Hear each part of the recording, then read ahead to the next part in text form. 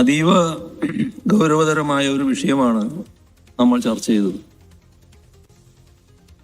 അതില് ബഹുമാനായ മുൻ പ്രതിപക്ഷ നേതാവ് തുടങ്ങി ഇപ്പോഴത്തെ പ്രതിപക്ഷ നേതാവ് വരെയുള്ള ആൾക്കാർ ചർച്ച നടത്തിക്കഴിഞ്ഞു. ഈ രണ്ടുപേരുടെയും ചർച്ചയിൽ തന്നെ ഒരു വ്യത്യാസം കാണാൻ സാധിക്കും. സാധാരണ നിലക്ക് നമ്മുടെ ചർച്ച എങ്ങനെയാണ് വേണ്ടത് എന്ന് കേരളം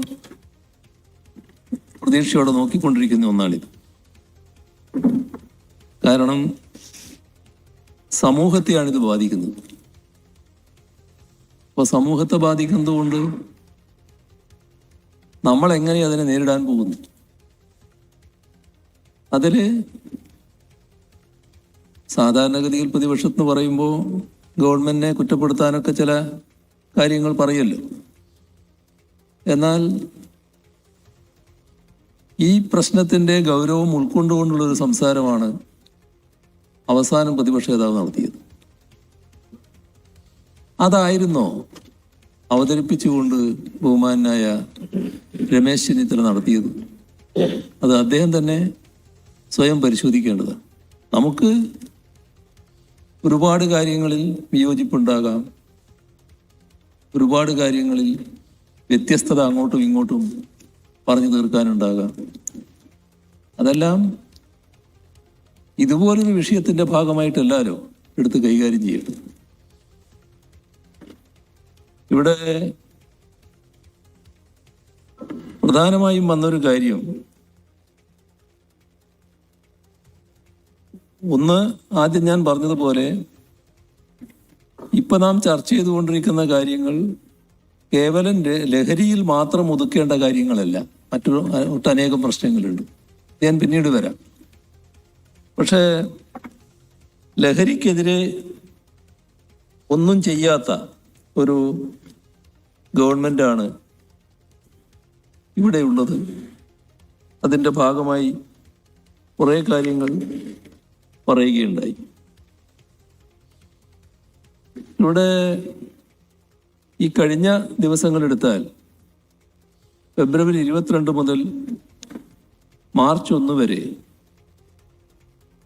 മയക്കുമരുന്ന് സംഭരണവും വിതരണത്തിലും ഏർപ്പെട്ടിരിക്കുന്നവർക്കെതിരെ ഒരു ഡി ഹണ്ട് എന്നൊരു പ്രത്യേക ഡ്രൈവ് പോലീസ് നടത്തിയിരുന്നു. ഈ ഡ്രൈവിന്റെ ഭാഗമായി 17,246 പേരെ പരിശോധിക്കാൻ കഴിഞ്ഞു. അതില് വിവിധ തരത്തിലുള്ള മയക്കുമരുന്ന് കൈവശം വെച്ചതിന് 2,762 കേസ്, 2,854 പേരെ അറസ്റ്റ് ചെയ്തു. മയക്കുമരുന്ന് MDMA 1.312 കിലോഗ്രാം, കഞ്ചാവ് 153.56 kilogram, hashish oil 18.15 gram, brown sugar 1.855 gram, heroin 13.06 gram, വിവിധ ഇനം മയക്കുമരുന്ന് ഗുളികകൾ, ഇതെല്ലാം ഇവരിൽ നിന്ന് പിടിച്ചെടുത്തു. സർ, നമ്മുടെ സംസ്ഥാനത്ത് ഒരു ആന്റി നർക്കോട്ടിക് കൺട്രോൾ റൂം പ്രവർത്തിക്കുന്നുണ്ട്. അതിൻ്റെ ചുമതല അഡീഷണൽ ഡയറക്ടർ ജനറലിനാണ്.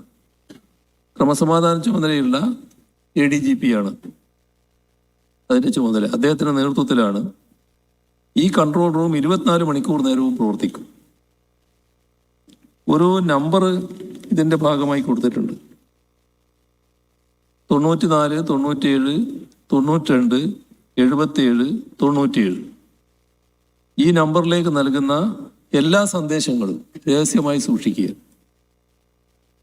അപ്പോൾ പൊതുജനങ്ങൾക്ക് മയക്കുമരുന്ന് സംബന്ധിച്ച എല്ലാ വിവരങ്ങളും ഈ സംവിധാനം വഴി അറിയിക്കാനാവും. ഈ കേസുമായി ബന്ധപ്പെട്ട NDPS കേസുകൾ എടുത്ത് പരിശോധിച്ചാൽ 2024 ഡിസംബർ 31 വരെ, അതായത് ഈ സർക്കാരിൻ്റെ കാലത്ത് 2021 ശേഷം 87,702 കേസുകൾ രജിസ്റ്റർ ചെയ്തിട്ടുണ്ട്. ഇതിൽ 87,389 കേസുകളിൽ 94,886 പേരെ പ്രതി ചേർത്തു. 93,599 പേരെ അറസ്റ്റ് ചെയ്യുകയും ചെയ്തു. ഇത് ഈ ഘട്ടത്തിൽ കഴിഞ്ഞ 8 വർഷം എന്ത് ചെയ്തു എന്ന് ചോദിച്ചല്ലോ. കഴിഞ്ഞ സർക്കാരിന്റെ കാലം 2016 മുതൽ 21 വരെ 37,340 കേസുകൾ രജിസ്റ്റർ ചെയ്തു. അതിൽ 37,228 കേസുകളിലായി 41,567 പേരെയാണ് പ്രതി ചേർത്തത്. 41,378 പേരെ അറസ്റ്റ് ചെയ്യുകയും ചെയ്തു.